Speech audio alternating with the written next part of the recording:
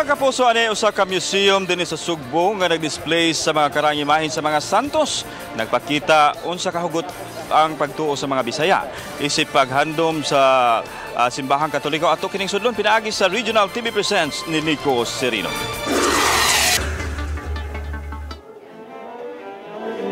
Lain-laing itsura sa mga karaang imahen ug ribulto sa mga santos. Lakip na ang nagkadaiyang mga gamit sa simbahan kaniadto. Kini ang highlight sa Handumanan Gallery sa University of San Carlos Museum nga formal nga gibuksan niadtong miaging semana lang. Ang mga pieces sa ecclesiastical art, personal nga koleksyon sa 88 anyos nga si Rosita Arcenas.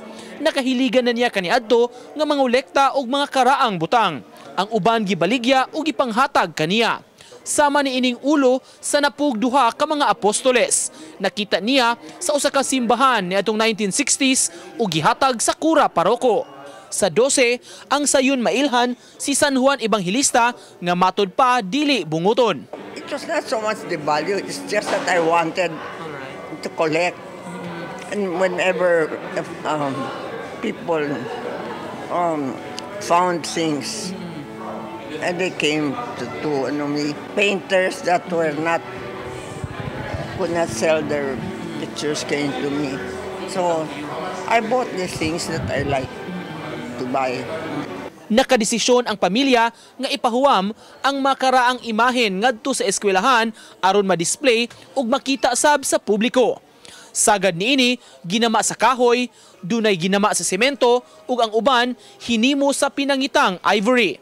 You collect, sige collect, you know. You don't really see say what you have until you have the whole thing. It's for the longest time it was in our family library for over 40 years. Gihulagway sa tagduma sa museum, maayo na lang kay nagka-interes si Arcenas pagkolekta niini sa una pa. Labi na ni atong panahon nga daghan pa kini ug wa pa kaayo matagad. So when things are common, nobody collects. But kung marere na siya, magpangita na ang mga tao. So we would like to thank Mrs. Arcenas kaya nagkolekta siya ani 50s o 60s. Wa pa interesado, yan na nang gipanguha, pagtago.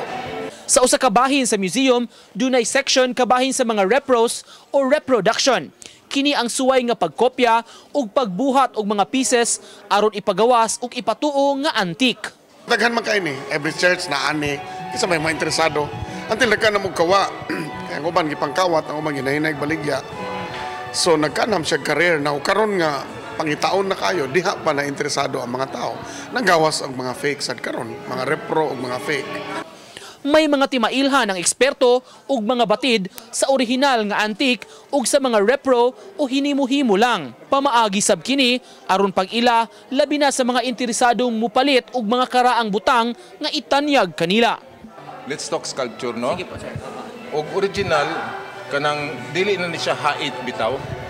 So, kanang mga hait, agi sa tigib, meaning bago pag yun ang gihimo. As kumparaan ng na may uban diha nga, hamis na ba? Kana siya, sir, hait-hait. O, hait pag yun.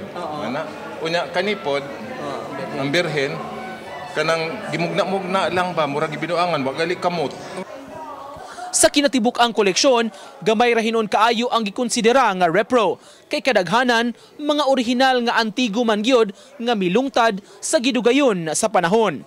Spiritual heritage ang paghulagway niini sa mga eksperto, mao nga angay lang amumahon ug ipreserbar aron sab nga makit-an pa sa umaabot nga mga henerasyon. Ako si Nico Sereno ug kini ang akong short docu.